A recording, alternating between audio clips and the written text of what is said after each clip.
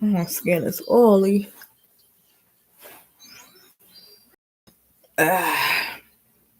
Should check that out before I started the live. All right, so we don't have that much time. So I'm going to go ahead and we are going to get started. First, some disclaimers. Remember, I'm a student just like you guys. And so I'm learning just like you guys. I'm not like, I don't know all the answers to everything. I'm just studying and I'm a student and I'm learning just like you guys. I don't pronounce all the words. Some of this medical terminology.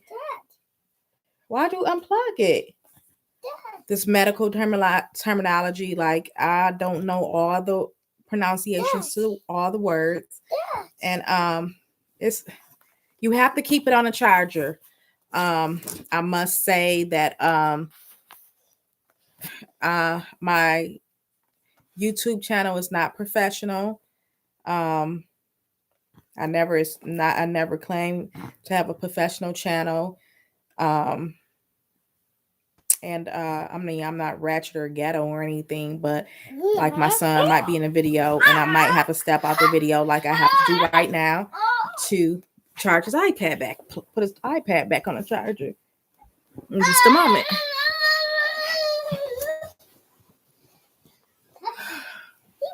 You have to keep it on a charger, honey. Keep it on a charger, or it's gonna die.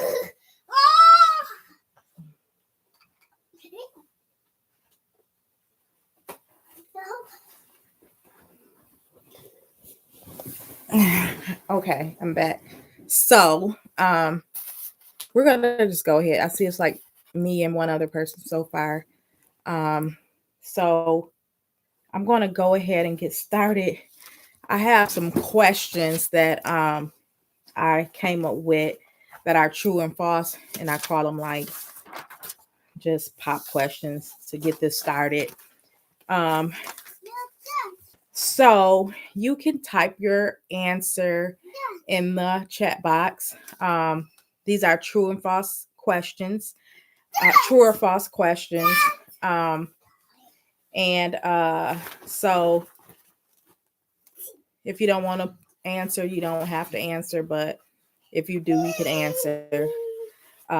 If not, if I don't see any answers in the chat box, then so true or false, the most type of cancer in children is brain and nervous system tumors, being accounted for 37%. True or false? The most common type of cancer in children is our brain and nervous system tumors, which accounts for 37%. Is that true or false? So I'll give like 5 seconds. And if nobody types anything, then I'll all right, welcome Juanita Roberts. Okay. Do you know the let me see. Let me ask the rest of them and then we'll go and we'll go over it if need be it. So the second question, true or false question, the top 3 cancers in children are leukemia, neuroblastoma, brain and nervous system tumors. True or false? The top 3 cancers in children are leukemia, 1, 2, neuroblastoma, and 3, brain and nervous system tumors. True or false? Good job, Juanita. Okay, the next one is the most common type of leukemia in children is acute lymphocytic leukemia. ALL. Is that true or false? The most common type of leukemia in children is acute lymphocytic leukemia. Look at you, girl. Hey, do you know that one? If that's true or false, Juanita? The most common type of leukemia in children is acute lymphocytic leukemia. True. Okay. And then the most common cause of renal malignancy. See, I told you I'm not claiming to be good at this pronunciations. So the most common cause of renal malignancy, I just said it, malignancy. malignancy.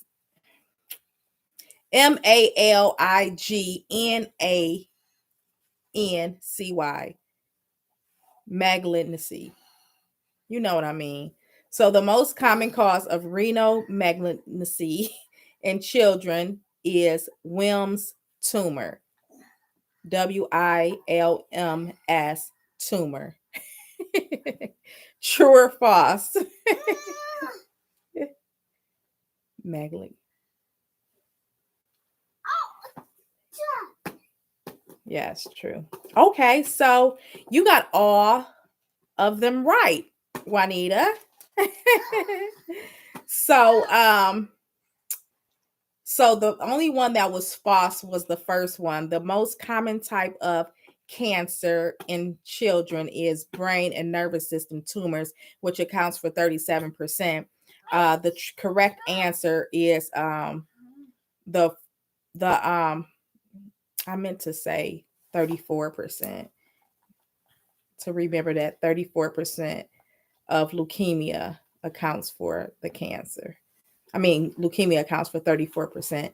So leukemia is the correct answer for the most common type of cancer in children.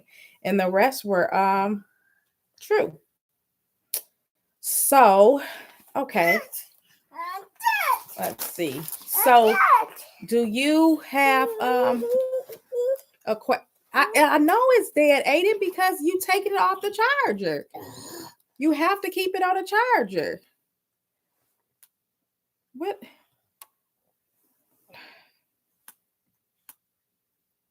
Why is it doing this? Because it's about to die. Hold on.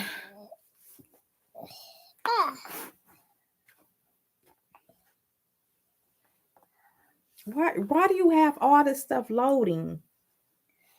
I have to go put this on a charger. Okay, go. Stop, Aiden. Like, you have to stop. Why are you unplugging it? Don't unplug it. It's going to die.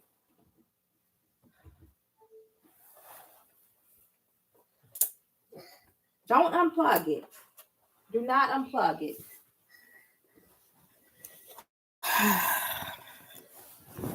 Okay.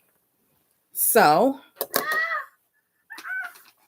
if you do have a question to ask, Juanita, just either you can say, oh, my phone number is 248-842-2662.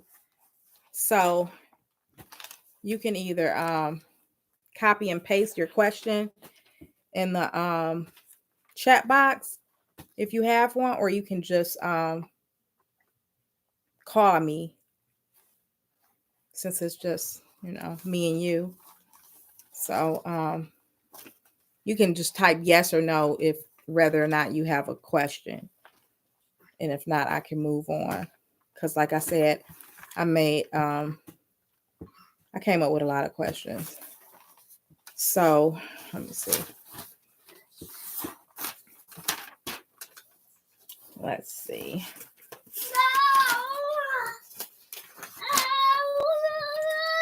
So here we go. Oh, no, this is homework. Chapter 21. Okay. Before I move on, just type yes or no. I see someone. Okay. They left out. Okay. So, just anytime that anybody have a question, just type it in a box. So I came up with another question, and the question is: a 3-year-old Caucasian toddler presents to the office with abdominal pain. On exam, you notice drooping of the eyelid, periorbital ecchymosis, and her urine has an elevation of, I meant to, I meant to look up this pronunciation of this word, catecholamines,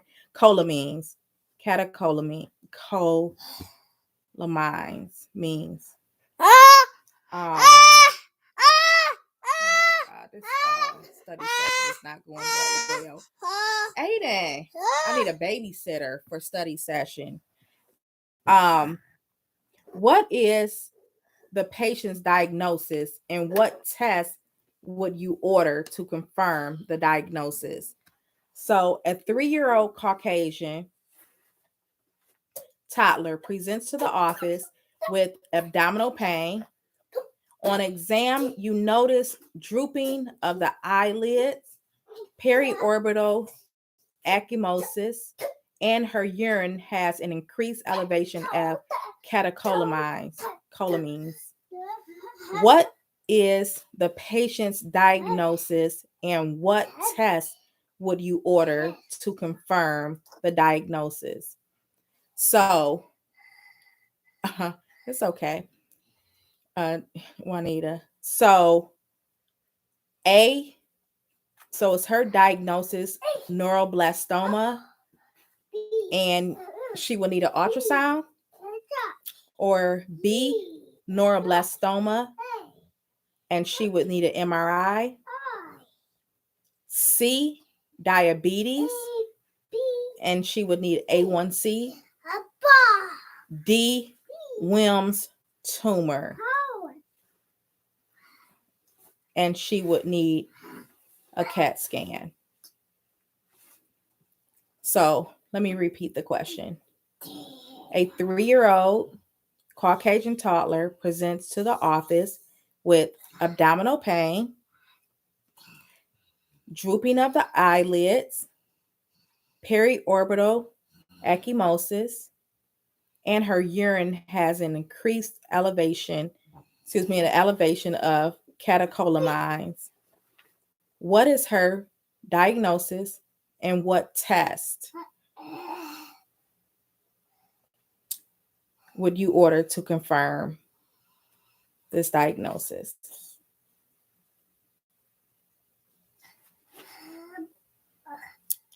D. Got one more person here.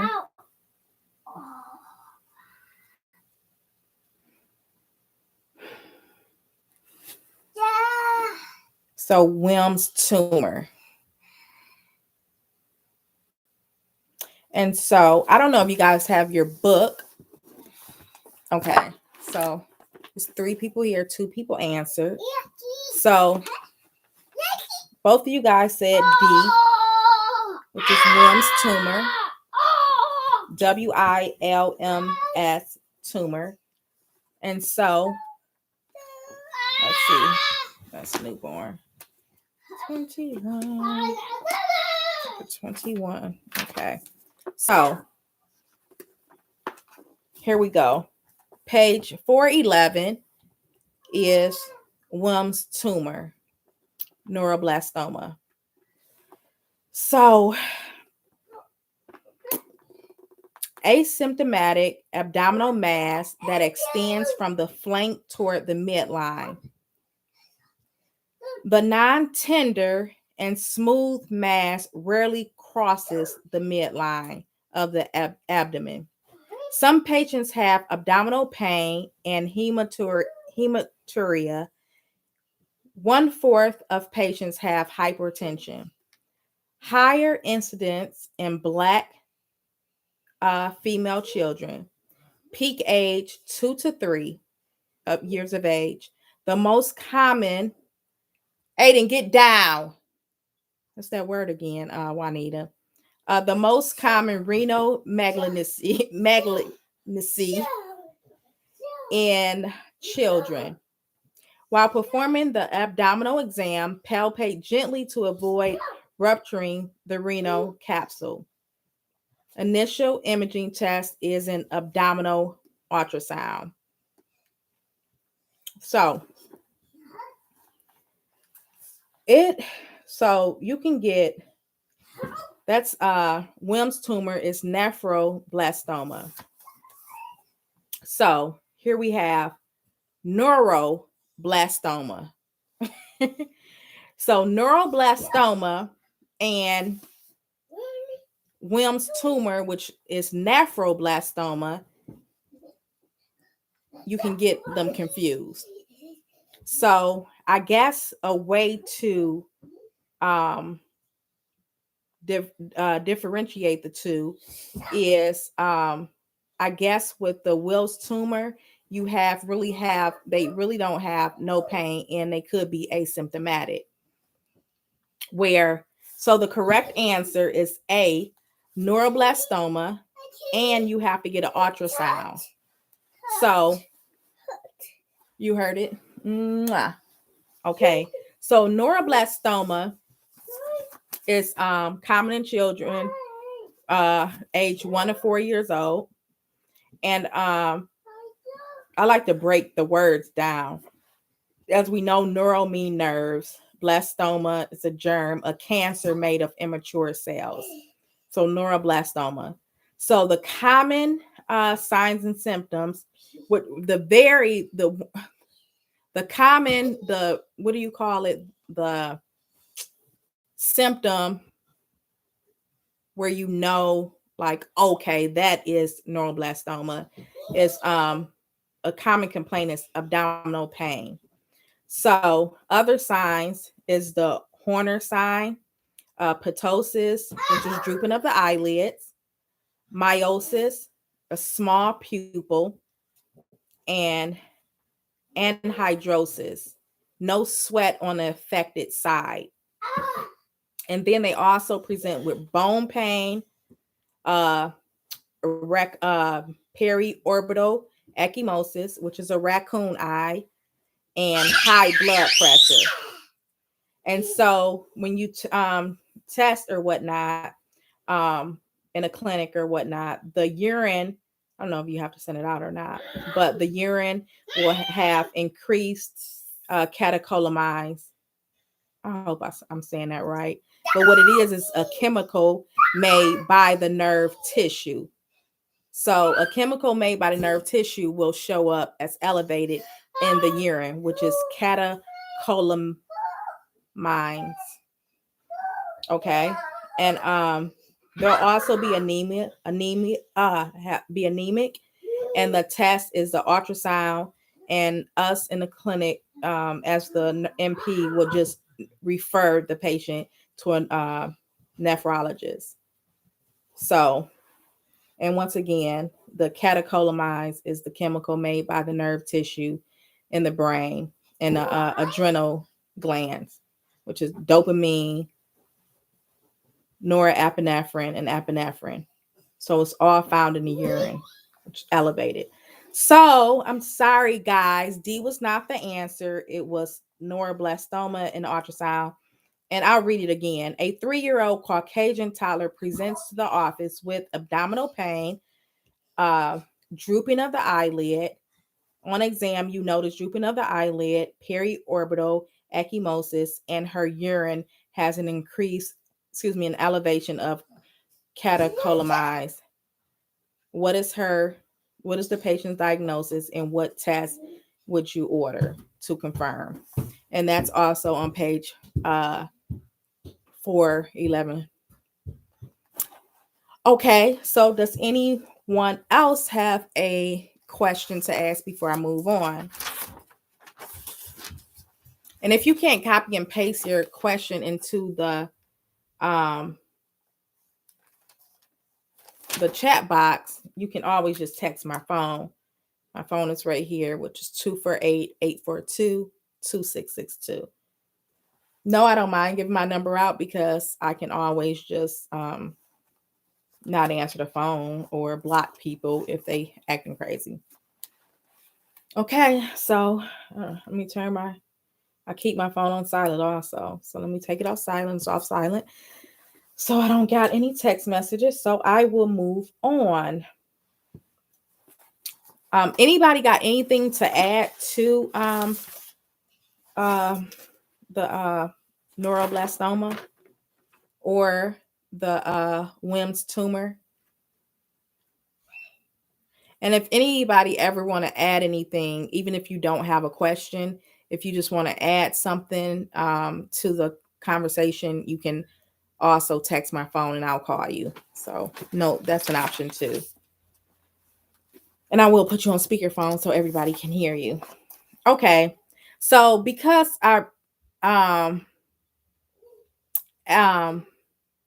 epiglut oh my god, epiglottitis. Okay. See, I read these words. I don't usually have to say them out loud. So epiglottitis. So I came up with a question because I feel like majority of us are familiar with that because it's very common. And so let me read the question. A 5-year-old boy presents to the office with his dad. A 5-year-old boy presents to the office with his dad. The dad states that the child has been breathing with his mouth open, drooling, and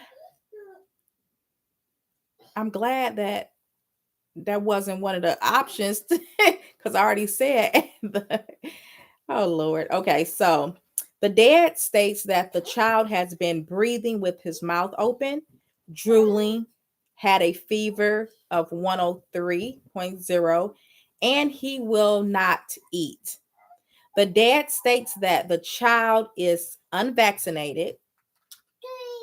So the MP suspects epiglottitis. And in case I am messing that word up, it is epiglottitis.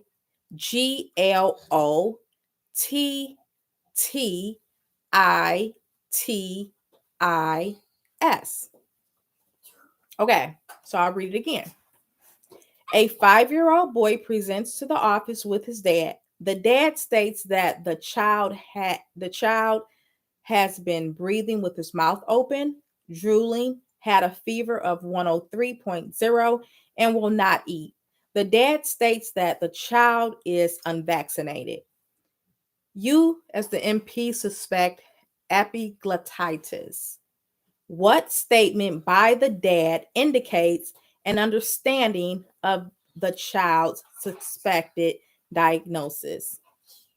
A, the dad says, if I would have provided consent for him to get vaccinated, he may not be ill because he's in the medical field too. His sister is in the medical field, so he knows a little something.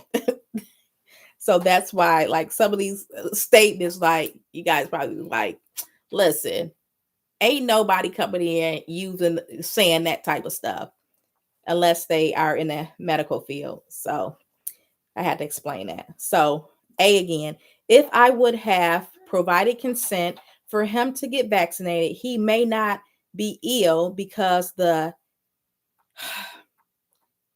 HIB provides protection.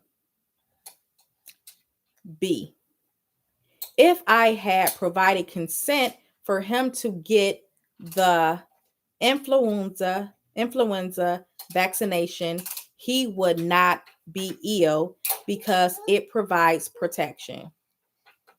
C, my son not being vaccinated has no effect on why he is sick. D, My son should be 100% better in 7 to 10 days.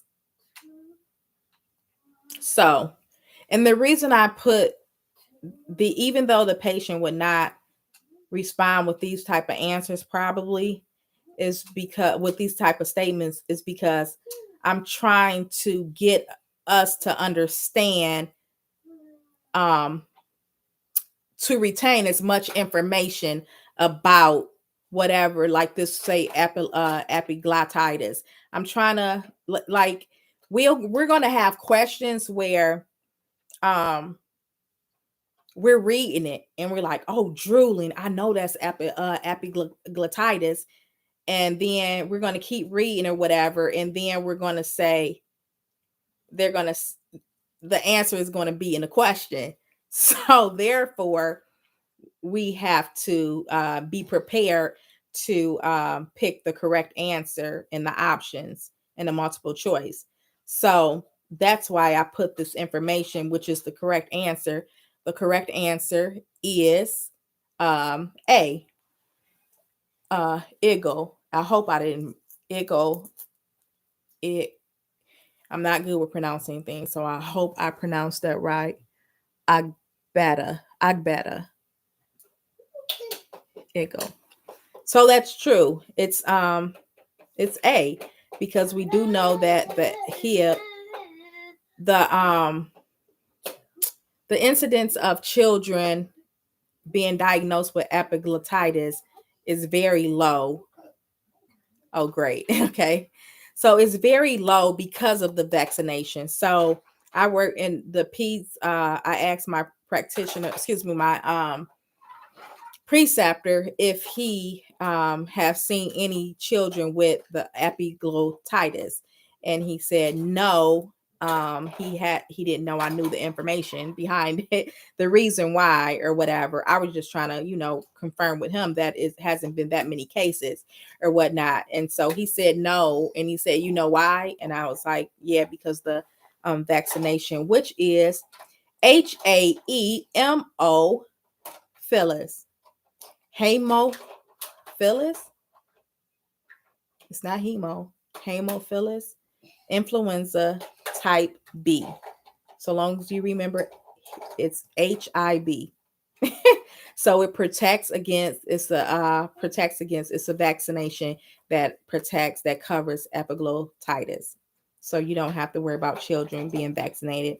And like I said, breathing with his mouth open and the head up and drooling is a sign, because the child is trying to breathe, and they'll have a high fever, they won't eat or whatever. So another clue that I put in there was like they were unvaccinated. So that's that. So any text messages? No text messages. So I will move on. Does anyone have a question or want to chime in? Okay. So question number, I did some true or falses in the beginning, so it's not question number 3. So here we go. A 4-year-old girl presents to the clinic with a swollen, red, warm, and tender to touch left tibia, left shin of the front of the leg. And I know y'all know what the tibia is. Left shin tibia. Okay. A 4-year-old girl presents to the clinic with a swollen, red, warm, tender to touch left tibia, shin. The patient is limping, has a fever, and is irritable. The NP suspect osteomyelitis. The NP has provided correct education when she tells the parent what, and a select thought apply. So I hope you guys have a pencil. So a 4-year-old girl presents to the clinic with a swollen, red, warm, tender to touch left tibia. Shin. The patient is limping, has a fever, and is irritable. The MP suspects osteomyelitis. The MP has provided correct education when she tells the parent what? Select all that apply.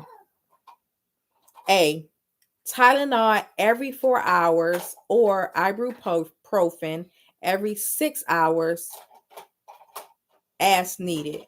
Give the child Tylenol every 4 hours or ibuprofen every 6 hours as needed. B. Apply a warm compression on the knee 4 times a day, 15 minutes on and 15 minutes off. C. Take the child to the hospital. She will need a high dose of antibiotics because the knee is infected. D. You got a doo-doo? Go to the potty. Hold on. I know you ain't doo-doo in this pull-up. Okay. Let's see. In D, osteomyelitis may stunt her growth, the growth of the left leg. So A, give the child Tylenol every 4 hours or ibuprofen every 6 hours as needed. B, apply a warm compression on the knee 4 times a day, 15 minutes on, 15 minutes off. C, take the child to the hospital. She will need a high dose of antibiotics because the knee is infected. D, osteomyelitis may stunt her growth of the left leg, affected leg. So just type whether you have an answer or if you need me to repeat it.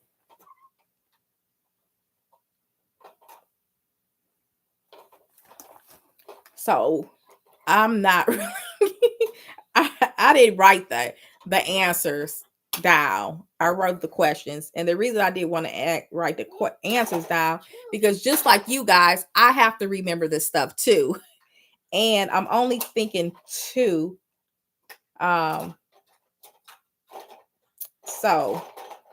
I'm thinking is C and D. Take the child to the hospital. She will need a high dose of antibiotics because the knee is infected. And the osteomyelitis may stunt her growth of the affected leg, the left leg. So I'm thinking C and D is the answer. I read it. I don't remember anything about Tylenol. Give the child Tylenol for pain because I do. Anybody else? Okay, so let me go over it. So osteo, of course, is bone. Myelo is marrow, and itis is inflammation. So inflammation of the bone and marrow is what osteomyelitis. Okay, hold on. I'm so sorry. Oh my goodness. Come on. Come on.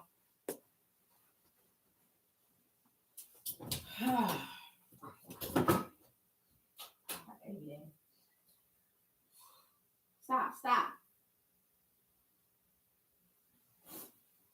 Why you don't go to the potty? Why you keep poo-pooing on your stuff? Yeah.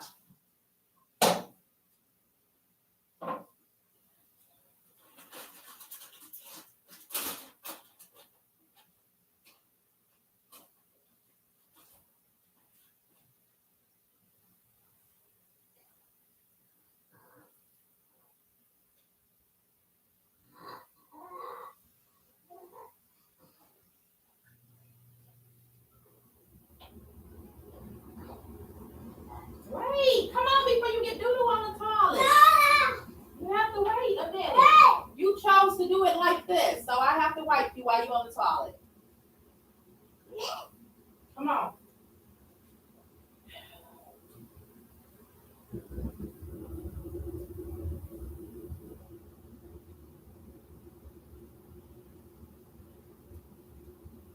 You're gonna keep it off for a minute. So you can come to the toilet. Come here. Lay down. Be careful. Keep it off so you can go to the toilet when you have to poo poo. Because when you go and keep the thing on, you won't go. Okay, go.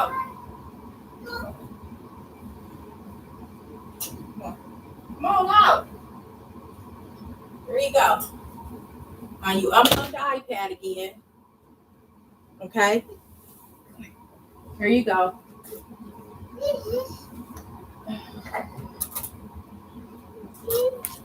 I'll turn the light on in here.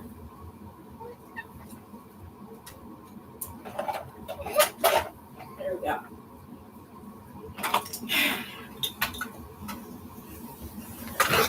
Okay. Oh, you waited for me. Okay, so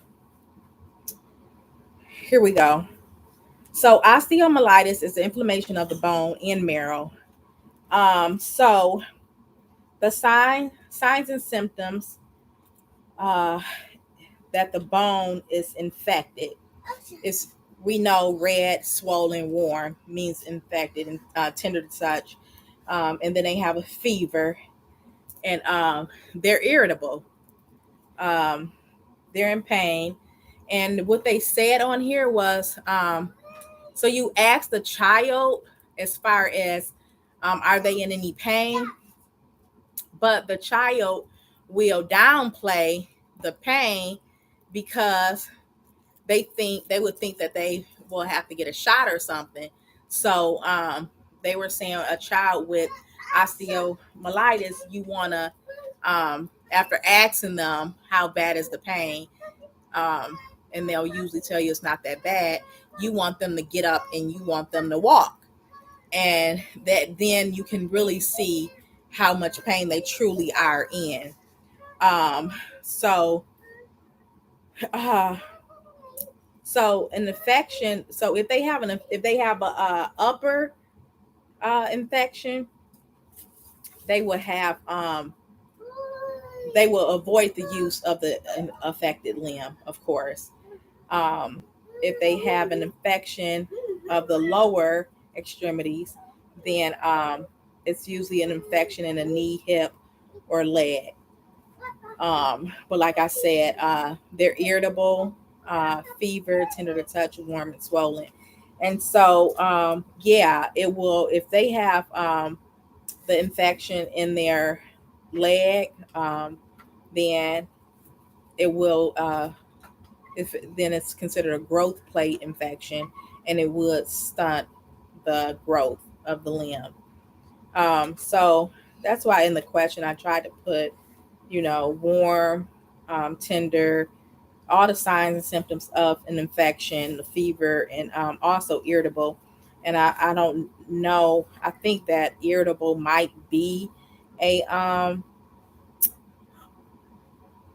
what is that called, landmarks or whatever, like something that's you see in a question and you know for a fact that that's whatever you choose is the answer or whatever.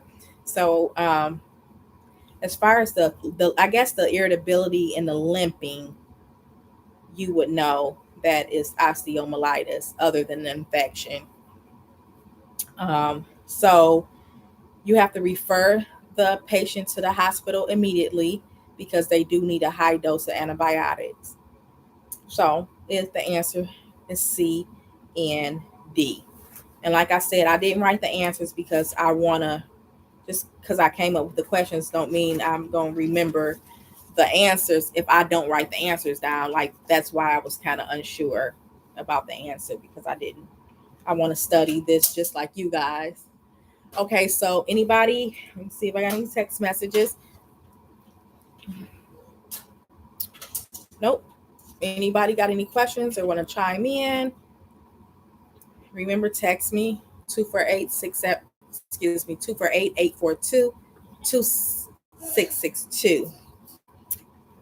So if I don't get a text in 5, 4, 3, 2, 1, okay, I'll move on. So, question: a 2-year-old presents with mom with a fever of 103, chills, and bulging of the eyes. The mom states that she was the mom states that she was playing and suddenly put her hand over her right eye. That's acute. Something happened immediately. She started crying and she will barely open her eyes. The mom brought the child in 4 days ago, in which the child was diagnosed with acute otitis media. The NP is correct when she suspects what? I'm going to read it again. A 2-year-old presents with mom with a fever of 103, chills, and bulging of the eyes. The mom states that she was playing and suddenly put her hand over her right eye, started crying, and will barely open her eyes. The mom brought the child in 4 days ago, in which the child was diagnosed with acute otitis media. The MP is correct when she suspects A. Orbital cellulitis, B. Conjunctivitis, C. Why would I put something out? I don't know how to pronounce. Julia, Juanita, don't laugh at me if you still here. Uh, Pretectal cellulitis, or D. Contact dermatitis. So, is it A. Orbital cellulitis, B. Conjunctivitis, C.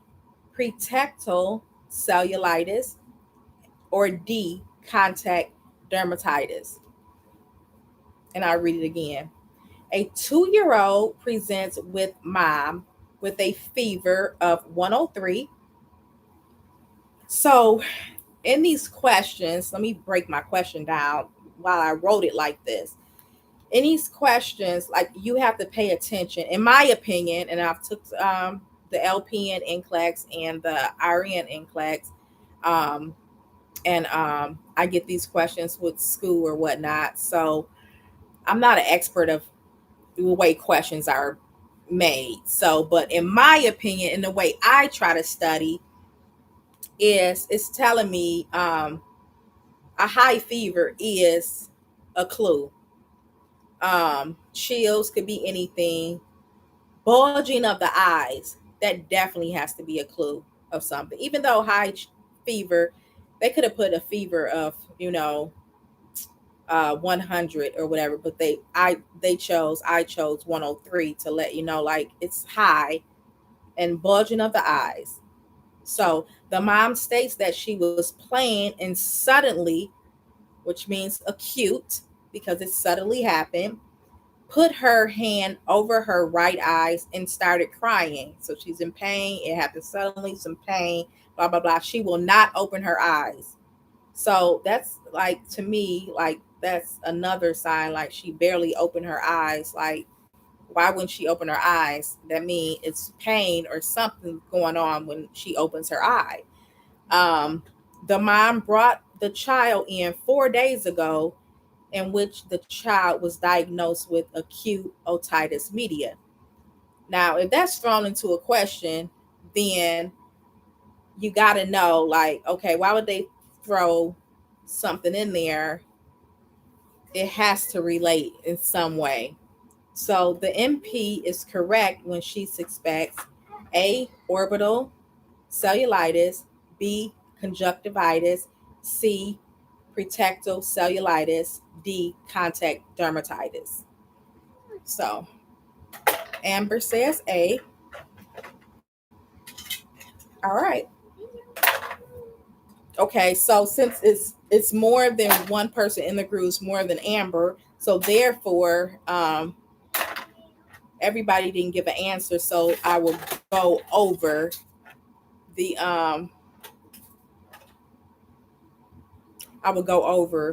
orbital cellulitis. So I didn't really break orbital cellulitis down because around the eye, we know it cellulitis is swelling or whatever. So anyway, orbital cellulitis is sudden deep pain, deep eye pain. So that's why I put in there like she was playing and she suddenly stopped, grabbed her eye, started crying. Orbital cellulitis is sudden deep eye pain, and it's worse with eye movement. So that's why I put like she would barely open her eyes, because as a little 2-year-old, like you don't want to open your eyes because you don't want to be in pain, right? So you're not going to really open your eye or whatever, and because it's painful. So it's worse with eye movement. Signs and symptoms: a high fever. I don't know if my fever was high enough, but that's a sign, a high fever. So acute, sudden, deep eye pain is deep, orbital deep eye pain suddenly, and it's worse with eye movement. So, and then another, that's what it's called, hallmark. I think I said that. High fever, not a fever, but a high fever, chills and bulging of the affected eye. It will look like um I can't pronounce these words, but I'm gonna try. Exo I know this word. Ex exophthalmos. If I don't look at the word, I don't know, but y'all know what bulging of the eyes, the EXOPHTHALMOS. And no, I'm not embarrassed about not being able to say these medical terminologies words correctly, because I'm a student. I'm learning. Proptosis is the other word for bulging of the eyes. Ex I had the word. Okay, I gotta keep going. So anyway, bulging of the eyes. But they probably it won't. Of course, probably they will use the medical terminology when giving a multiple choice or whatever. So it's important to know the medical terminology. Proptosis or exo something thalamus. I don't know why I can't pronounce the first. Anyway, so due to the infection, it'll be limited eye movement. Um, it will be the EOMS exam will be affected. The extra ocular eye movement EOMS exam will be infected because it's limited eye movement. So when you do an exam, you'll notice that. So the mother says, "Hey, my daughter was playing and she had just out of nowhere, she grabbed her eye and she started crying and she would barely open her eyes. And and then her eye is bulging. So you do an eye examination and you see that it's limited eye movement or whatever. So orbital cellulitis is a complication of rhinosinusitis, acute otitis media, and dental infections. So that's why, of course, they're not going to give all of this stuff probably in the question, but I write the question once again so we can know as much information as we can about the condition. So therefore, no matter how they ask us the question, we'll know how to answer it. You know what I mean? Because I remember that question during study or whatever. They might just say bulging of the eyes and a high fever. And we got to figure it out.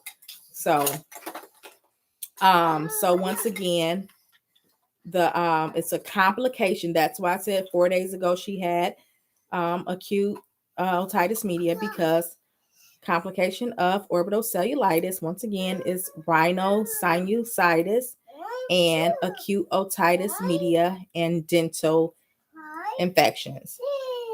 So, they might throw in there that the daughter went to the dentist or whatever 3 days ago or whatever, or have rhinosinusitis or whatever. So we have to know what orbital cellulitis is a complication of.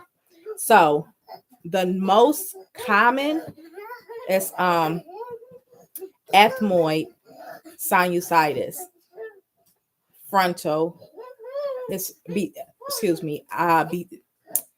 it's frontal maxillary sinusitis and ethmoid sinusitis, and the most common is ethmoid sinusitis. So that's that, and I hope I'm pronouncing that right. If I'm not, y'all, Juanita, I think you're the only one here with me, so you know what that means. Or you guys watching it, record it, you guys know what it means.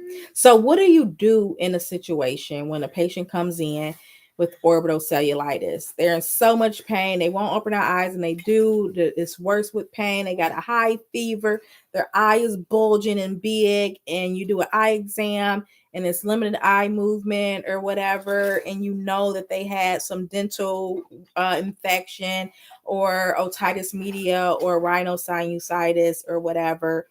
What do? It's life threatening. So you tell the mother, or you call an ambulance, or you tell the mother, take the child to the ER right now because it's life threatening. So what you would do as far as tests is a CT or MRI, but that is done at once they reach the emergency department. So you're not giving them a referral to go get an CT or MRI. You send them to the ER because it's life threatening. Okay. So let me see. So I only got like 2 more pages. So I already asked that. I'm going to go over that though. So here we go. The nurse practitioner must report. Oh, these are the following are true. Oh, it's a select all to apply. So the nurse practitioner must report child abuse or suspected abuse. Regarding child abuse, select all that apply. This is all pertaining to child abuse. Which of the following is true? A, 82% of abusers are parents. B, majority of the abusers are married partners. C, a sign of abuse is multiple rib fractures. D, a sign is a green stick fracture. E, bruises on the trunk is also a sign. F, delay in seeking medical care is also a sign. And I just went crazy. A, B, C, D, E, F, G. I couldn't even read it, tell that was a G. This disabled children are at higher risk. So the nurse practitioner must report child abuse or suspected child abuse. So you don't have to be totally correct, but if you suspect it, you have to report it. So regarding child abuse, which of the following are true? Select all that apply. A, 82% are parents that abuse. B, majority of the abusers are married partners. C, a sign is multiple rib fractures. D, a sign is a green stick fracture. E, bruise, signs A sign is bruise on the trunk, a bruise on a trunk. F, a sign is delay in seeking medical care. And G is disabled children are at higher risk. So, once again, regarding child abuse, which of the following are true?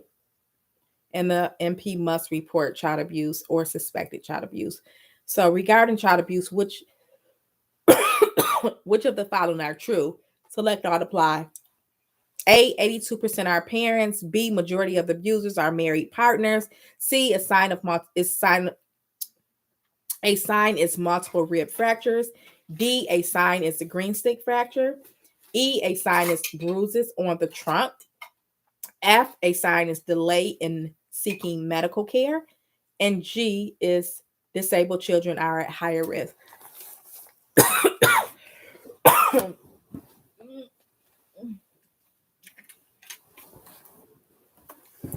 All right, let me take a sip and then I'll just go ahead and give the answers.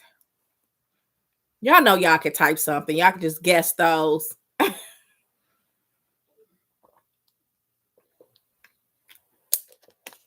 Okay.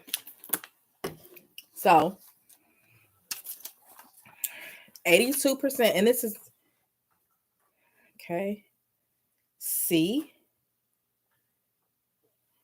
A, B, C, not D. C is a sign of multiple fractures.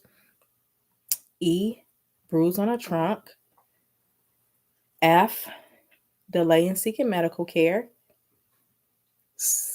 And G, disabled children. Okay, since it's more than one person in the group, only one person responded, let's look at abuse real quick. Okay.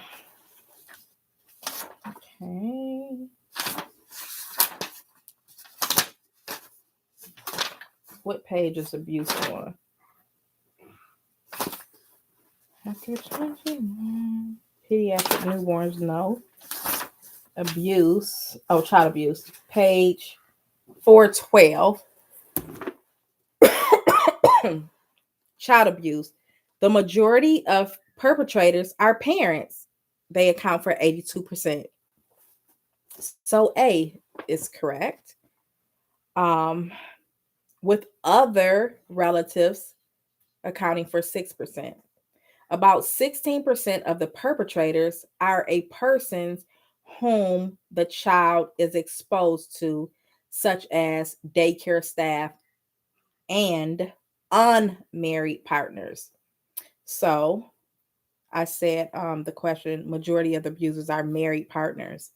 No, it's unmarried partners. Multiple healed skull and rib or rib fractures. Green stick fractures. So D is also an option.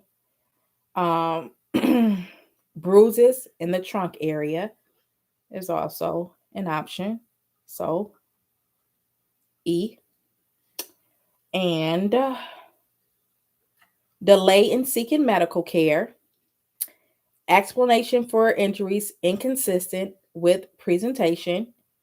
Infant and children who are developmentally or physically disabled are at higher risk. Nurses and nurse practitioners and several other professionals are required to report suspected or actual child abuse to authorities. So the correct answer is A, 82% are parents, and C, multiple rib fractures, D, green stick fracture, E, bruises on the trunk, F, delay in seeking medical care, and C, disabled children. And you know they say with select all, apply, it's never all of the questions, and it's never one of the questions. one of the choices. It's never all of them and it's never one of them. And the biggest mistake is picking one too many. That's the biggest mistake that they've seen. And I learned that from Michael Clement, because I listen to his audio recording, his review. Okay. According to anybody have any questions? Let me see if I got any text messages. It's 9:00, so I'm going to end a little soon here. It's been an hour. Okay. So here we go. According to the U.S. health statistics regarding toddlers, the top 3 causes of death are select. Oh, I said select all that apply, but I already said select 3. So, according to the U.S. health statistics regarding toddlers, the top 3 causes of death are. Oh, select out apply. It don't even make sense. A, accidents or unintentional injuries. A, is accidents or unintentional injuries one of the top 3 causes of death in toddlers?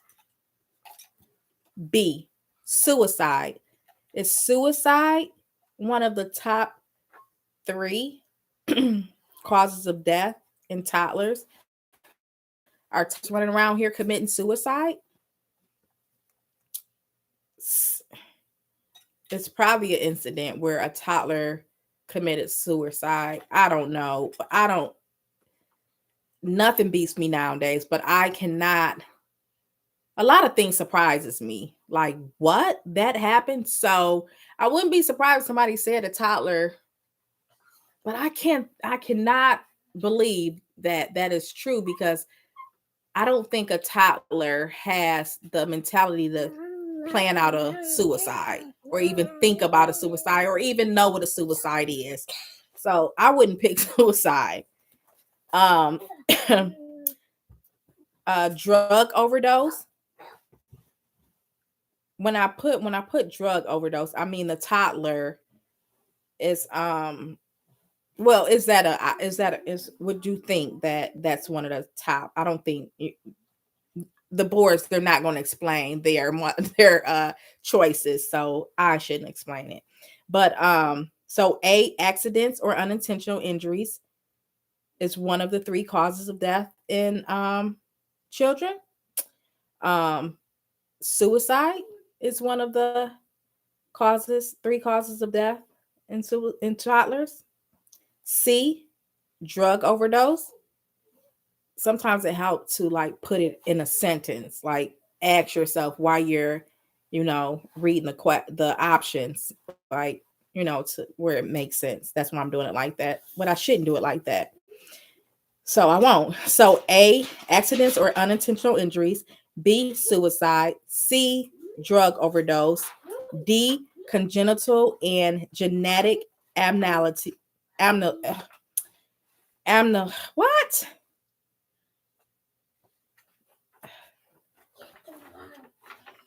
I don't know how to pronounce that. AMNALIES.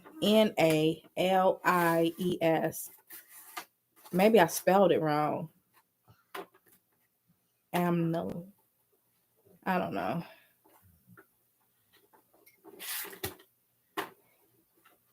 Maybe I had to spell that wrong. I can't even pronounce that. I'm sorry, guys.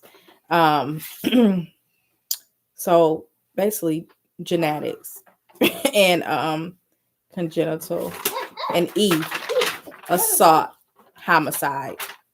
So according to the U.S. health statistics regarding toddlers, the top 3 causes of death are select or apply: accidents or unintentional injuries. Suicide is B. C is drug overdose. D is congenital and genetic abnormality. I think I forgot it. E, assault, homicide.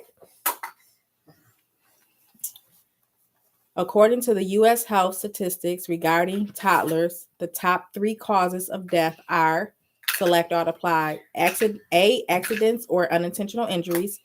B, suicide. C, drug overdose. D, congenital and genetic. AMNALIES, if I spelled that right. And E, assault, homicide. It's okay. Amber, is select all that apply. It's 3 of them. So A is just accidents or unintentional injuries is just 1. B, suicide. C, drug overdose. D, congenital and genetic problems. E, assault, in parentheses, homicide. So according to the U.S. health statistics regarding toddlers, the top 3 causes of death are select all apply. A, accidents or unintentional injuries. B, suicide. C, drug overdose. D, congenital and genetic problems. E, assault, in parentheses, homicide. A, C, D. A, C, D.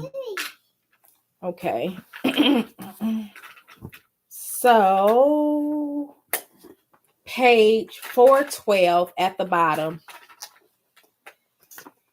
U.S. health statistics, toddlers. Top 3 causes of death. I should have said ages 1 through 4. I'm sorry. Ages 1 through 4. It's accidents or unintentional injuries.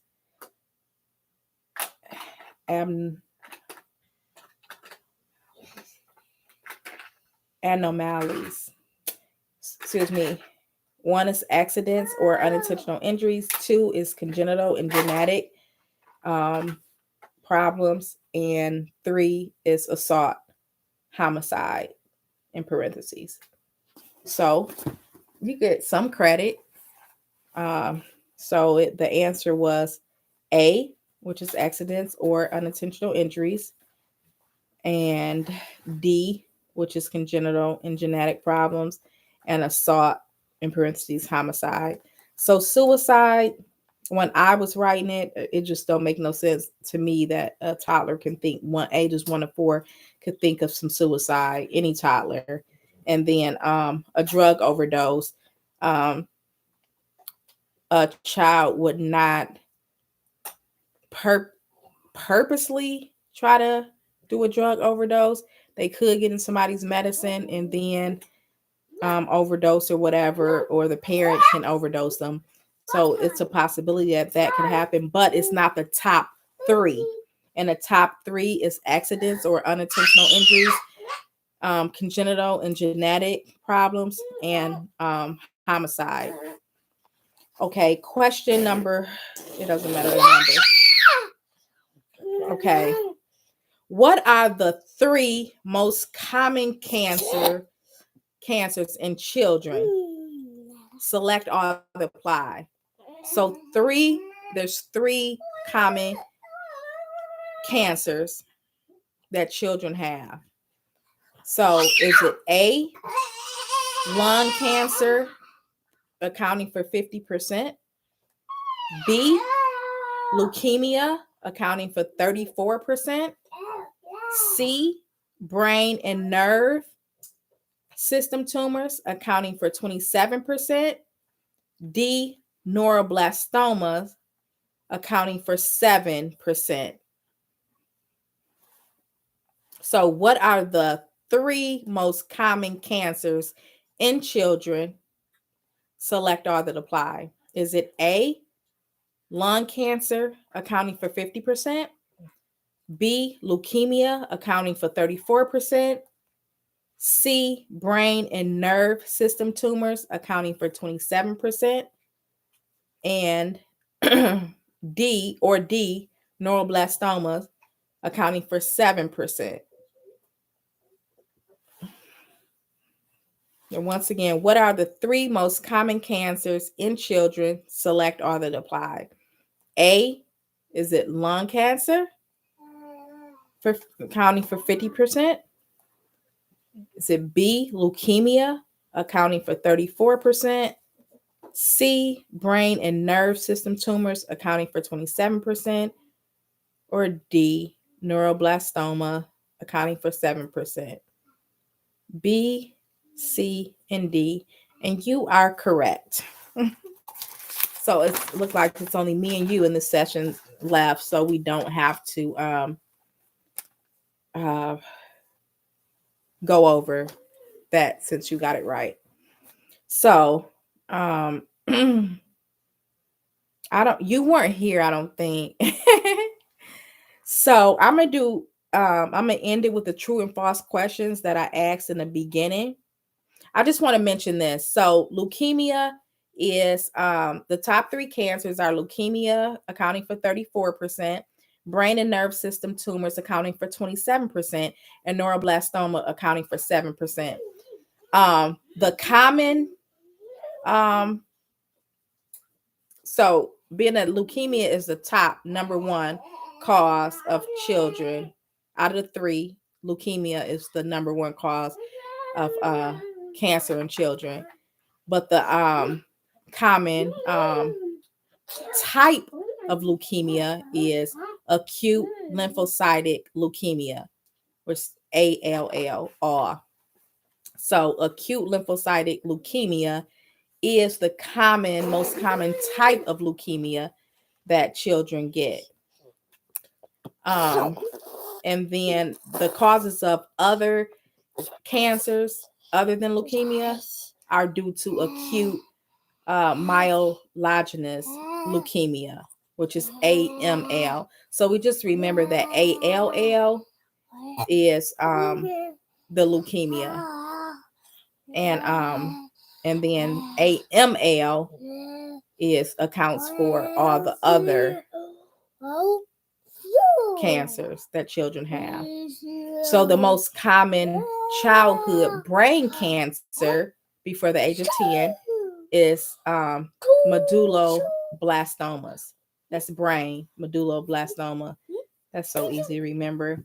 The common renal malignancy. Hey, I said it, malignancy. I couldn't get that right. And children is Wilms tumor. And so here's the true or false.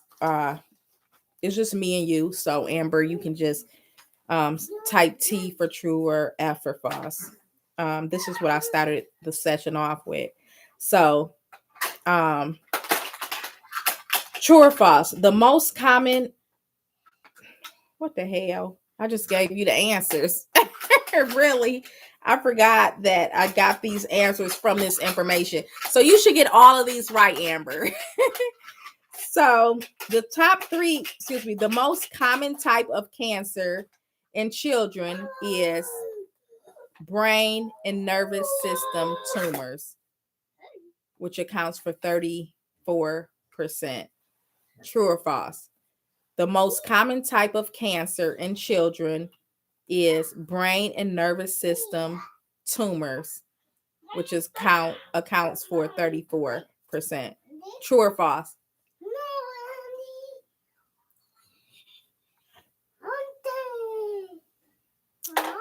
Yay! So what is the most common type of cancer in children? Yay! Which accounts for 34.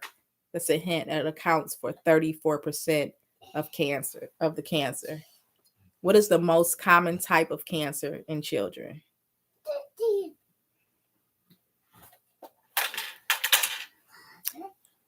Hey, look at you, girl. Leukemia. That's right. Acute lymphocytic leukemia is the type. All right. Okay. So the next one, the top three cancers in children are leukemia, neuroblastoma, brain and nervous system tumors. True or false? The top three cancers in children are leukemia, which I know is 37%. I remember that. Neuroblastoma is 7%. And brain and nervous system tumors are, it got to 27%. Yay! Yay. Okay. All right, Amber, that's true, girlfriend. All right. The most common type of leukemia in children is acute lymphocytic leukemia, ALL. True or false? The most common type of leukemia in children is acute lymphocytic leukemia.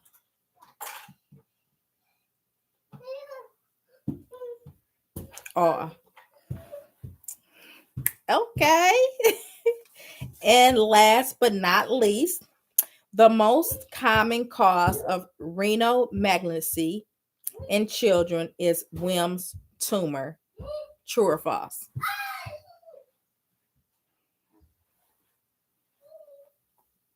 The most common cause of renal malignancy in children is Wilms tumor. WILMS tumor.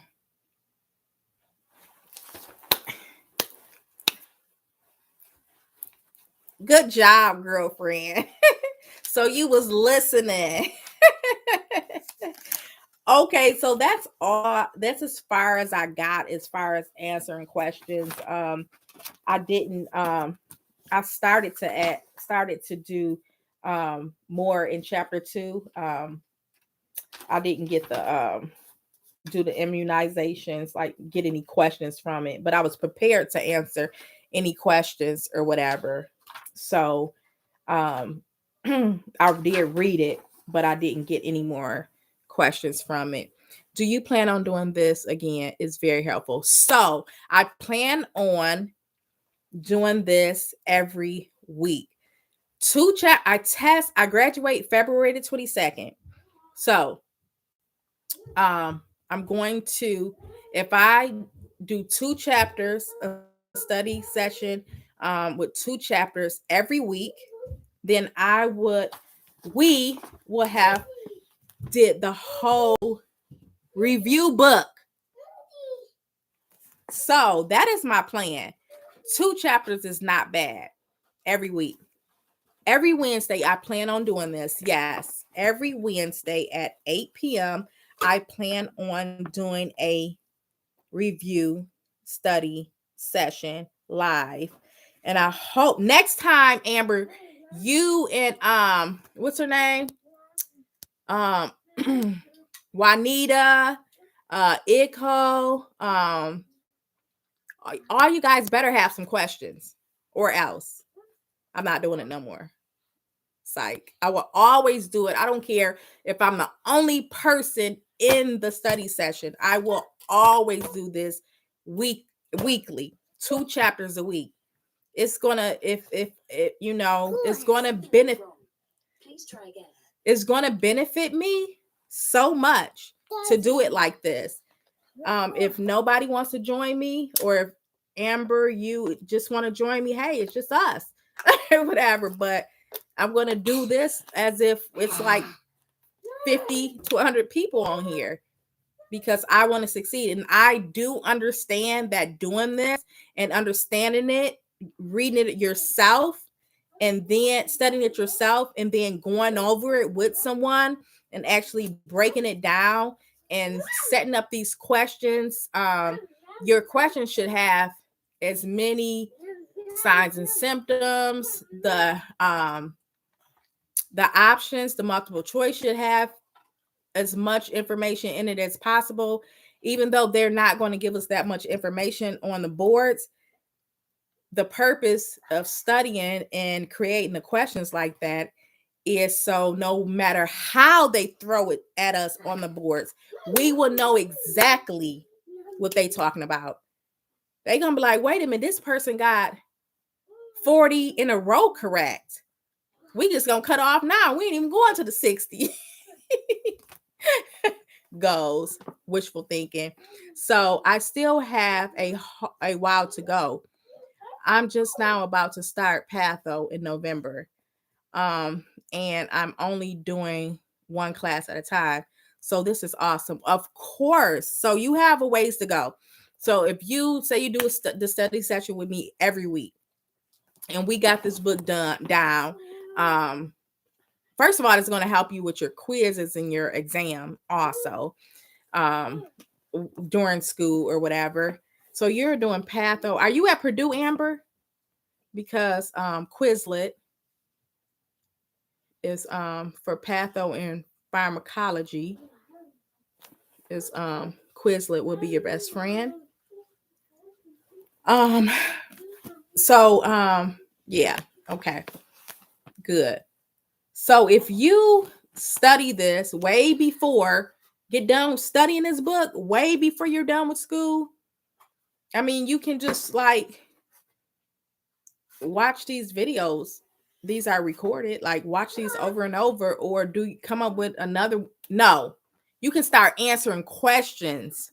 That's what you would do. So once we are finished with this book, I'm going to say, so what I'm doing now also is I'm going into the back of the book, and I'm like, so to be easier for us in the study sessions, what I am doing is, let me show you. What I'm doing is going through the book, and since we're talking about peds or whatnot, I'm going through the book and I'm like marking the questions. I don't know if you can see it. Yeah, so I'm marking the questions where it looked like an N, but it's a U. So that's universal. It could be a question for peds patients, any age, basically. And then a P's are for P's or whatever. So I'm going through this book, and it's like, how many questions is it? It's like, how many questions? I think it's like 600. It is, yep. So it is 725 questions. So I plan on going through here. So when we're done with the PEDS review, we can do a PEDS exam. We'll go through the back. I don't have to tell you guys. I'm going to tell you guys what questions to answer or whatever, to answer. So I'll be like, page 512, question 31, question 32 is a PEDS question, and question 30 is kind of universal, like the S2 heart sound is caused by. So you can get that with peds, women's health, you can get that anywhere. So so I'll have this done when we get done with peds. So we did chapter 21 and 22. Stop. 21 and 22. So next Wednesday at 8:00, we will finish up peds, and we will do chapter 20, which is newborns, and chapter 23, which is adolescence review. So next Wednesday at 8 p.m., the study session will be on chapter 20, pediatric review, newborns. That's page 393. And chapter 23, adolescence review, and that's page 425. And so I plan on, so stop it, Aiden. So as always, I'm going to have at least 10 questions in case nobody have any questions, and there'll be multiple choice. There'll be true or false, or select all that applies. And then I'm going to have as many questions. It's like I said, I said it's 75. 750. So I'm gonna try to go through as many pages as I can in the back of the book to get us a final exam on peds, which is coming from the questions is going to come from this book. So we are going to work together to get through this book by doing 2 chapters every Wednesday. The days might change, are subjected to change depending on what's going on. Sorry. Stop it. So, once again, chapter 20, pediatrics review, newborn, page 393, and chapter 23, adolescents review, 425. Now, I want to say that you can come up with your own questions, and you can copy and paste them into the chat, or you can text my phone, and then I'll call you and put you on speakerphone, and you can ask the question yourself. If everybody in the study group get the question correct, we can move on. If just one person get it wrong, we have to give a rationale and talk about it. And if it's your question, you will give the rationale, and you would, talk about it or whatever. And I would try to chime in if necessary. Remember, I'm a student too. I'm not a teacher. I'm not a professor. I don't know this stuff. I'm studying and I'm learning just like you. Every week I'm reading the chapters just like you, and I'm making up questions just like you. So that's it. Make your questions up. 1 to 5 questions. I ask you guys to just do 1 to 5 questions. And each person, we will ask one of their questions one at a time. Like, we won't, like, if you come up with 5 questions, we won't ask all 5 of your questions in a row. We'll go to the next person, and then we'll come back to you. So I think that would be like kind of fun too. I'm trying to make this fun. So yeah.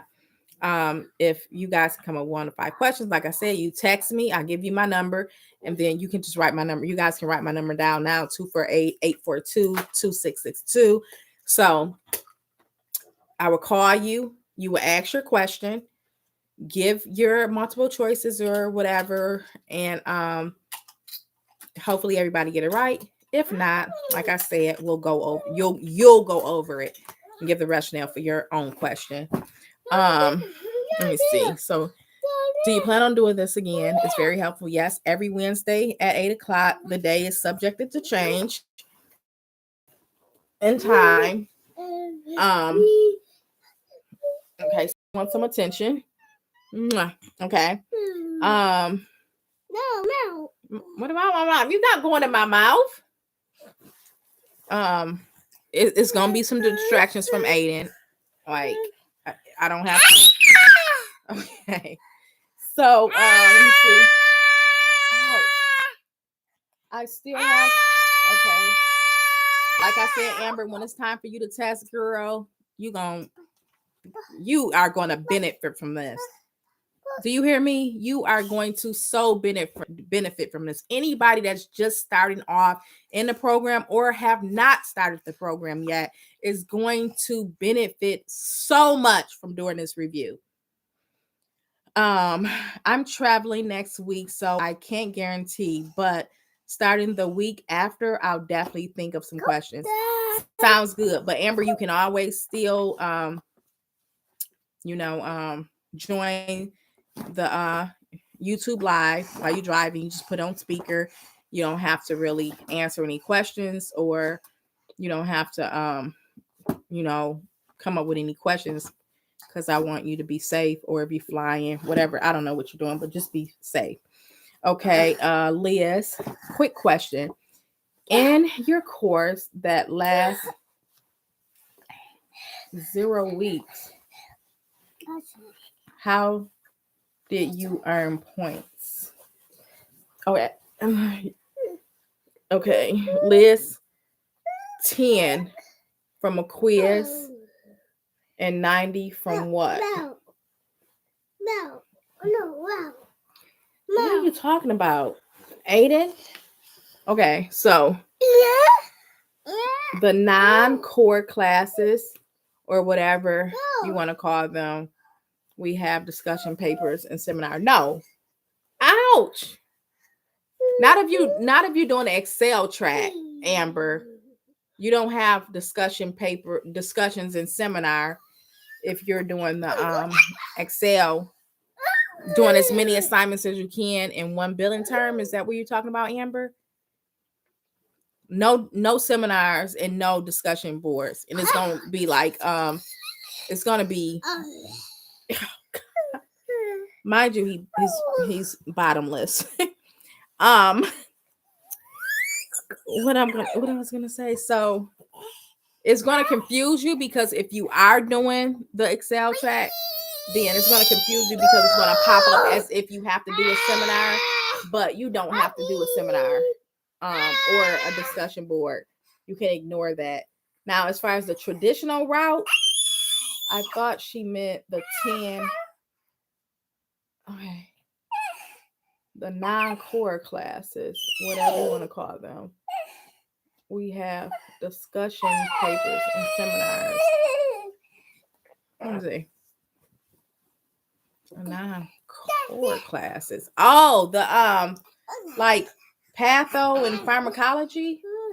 Yeah, you have quizzes, midterms, final exams, discussions, all of it. Yeah. Okay, so Liz, I'm trying to understand your question. From a quiz and 90 from. So this where I'm confused, quiz. Liz, it says, quick question. In your course, the last 0 weeks. Oh, okay. I meant 10 weeks. Okay. Oh my God. You can't really get upset because the child just wants some attention. He's messing my hair up. I was just planning on putting a scarf on this and just, not really having to put any edge controllers, hairspray on here. Aiden! Okay.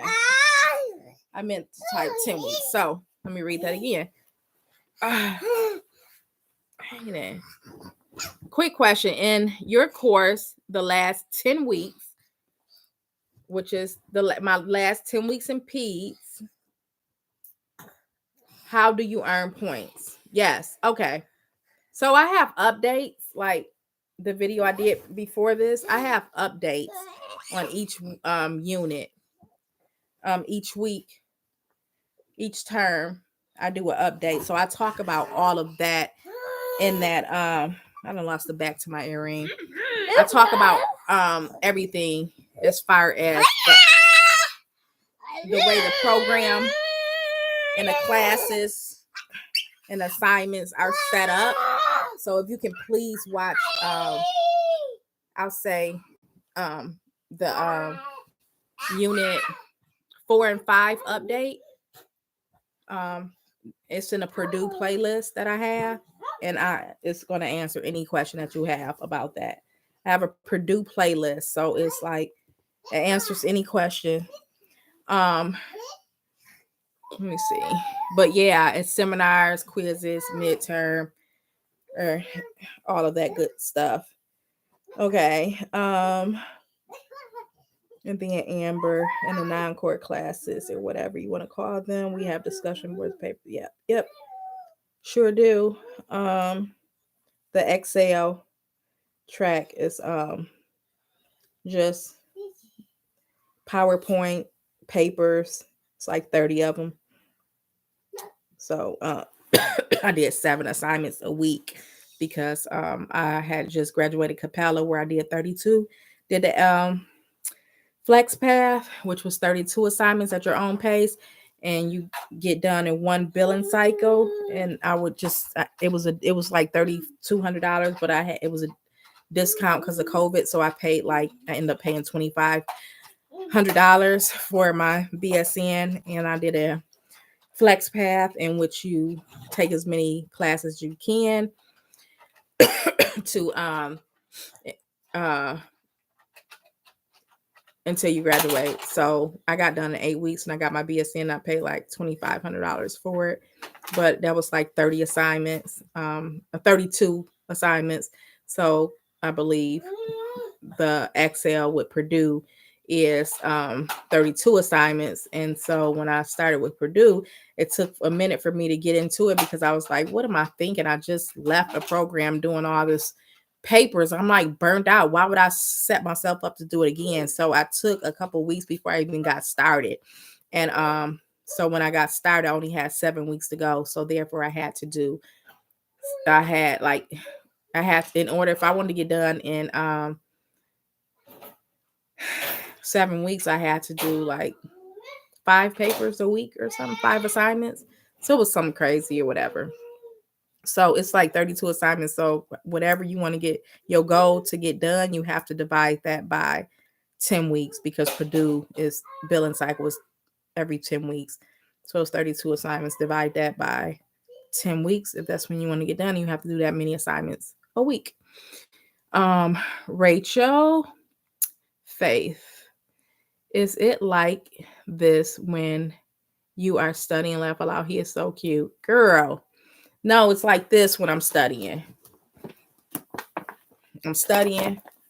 I'm writing. He jumps on me. I just have to put it away. Like, what can I do? I have to put it away and entertain him or freaking nurse him. Yes, I'm still nursing. I need some advice on how to stop nursing. He's 3 and I'm still nursing. Like, I just don't understand. I don't know how to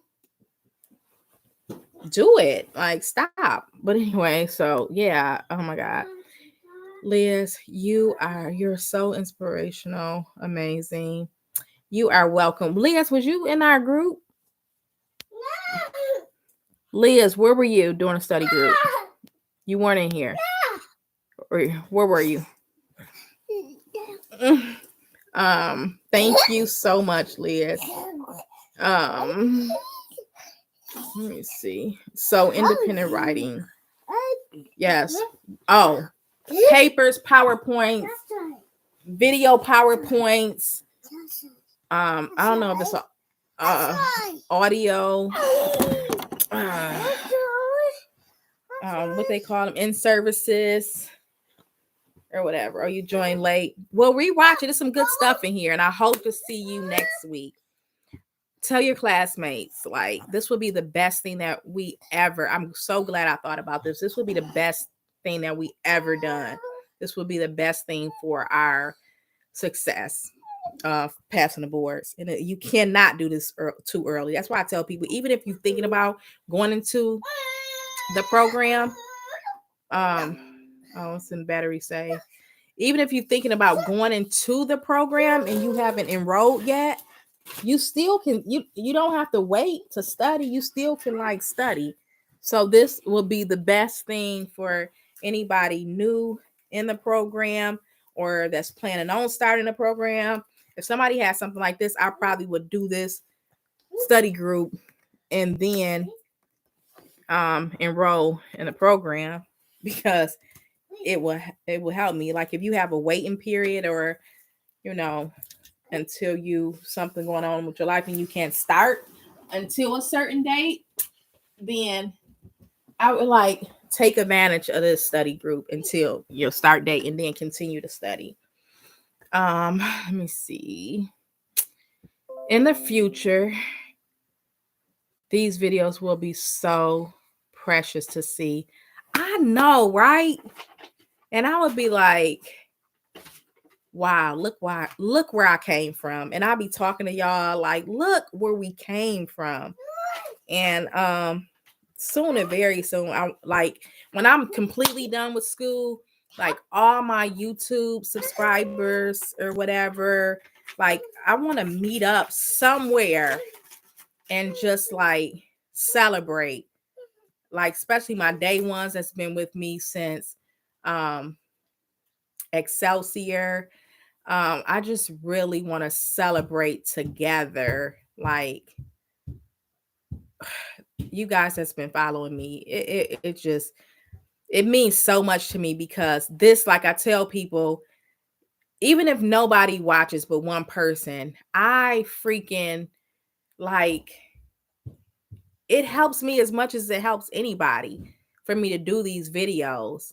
Like, it helps me and it motivates me when people join or watch the video and comment or whatever. It motivates me to continue to do it. Like, it's so motivational to me to do this every week. It was just me first. It was just me and Juanita Roberts in the group, and I feel good. It was cool. Most usually that's what you study with, is one person or two people or whatever, and then Amber joined in. It's like it felt good. And so I just want to, when it's all said and done, I want to celebrate with you guys. I'm in Michigan, but I would travel.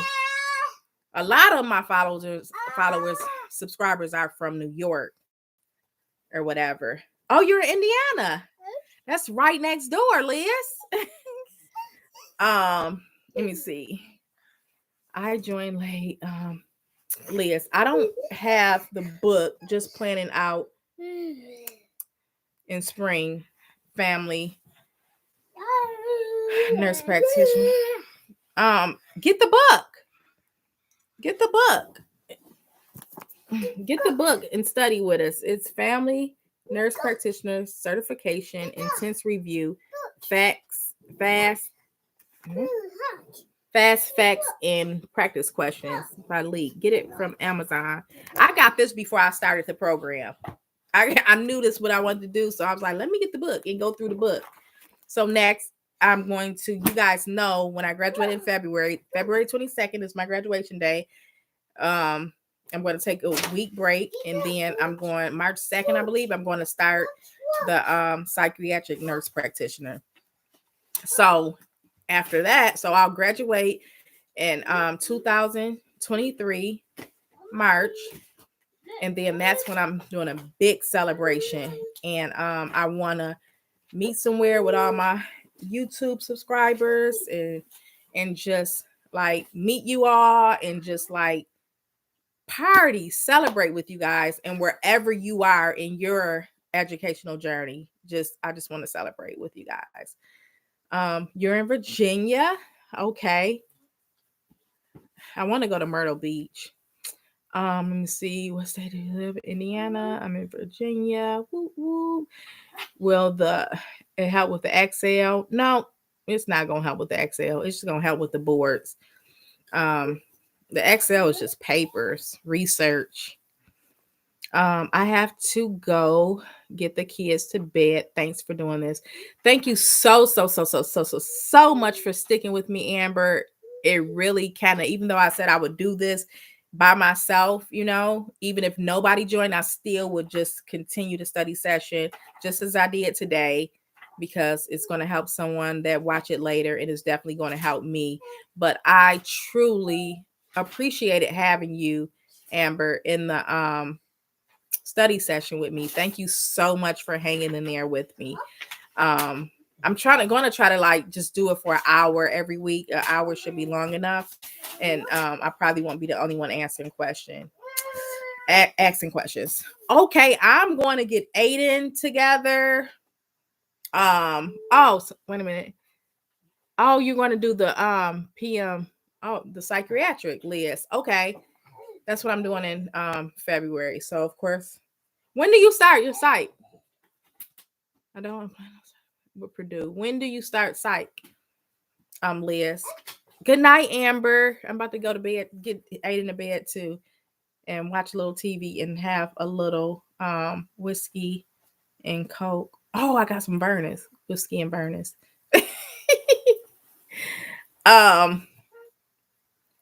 Liz, when are you starting a psychiatric mental health nurse practitioner? I'm starting in March 3rd, 2nd or 5th. And I'm going to do, okay, have a great night. Yes, I'm planning to start in March. Okay. Yay, good. So from day one, I'm going to get a review book.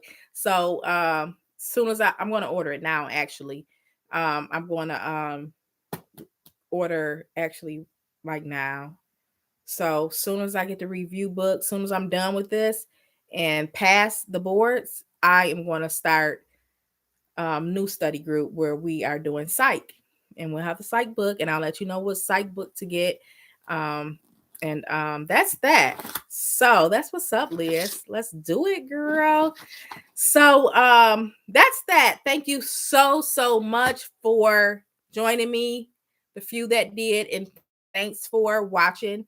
The ones that you guys that's watching the recording, and I hope this was helpful. And like I said, every Wednesday at 8 p.m. The time and day is subjected to change, but hopefully that's the perfect day for me or whatever. So I am signing out. Bye, Liz. Bye, Amber. Uh, who else was here? Rachel. Uh, and my girl who joined me in the beginning. Uh, Ikho and Juanita. You guys have an awesome night, and thank you so much for joining me. I really appreciate it. All right. Bye, guys. It's awesome. How do you end it? Okay, at the end.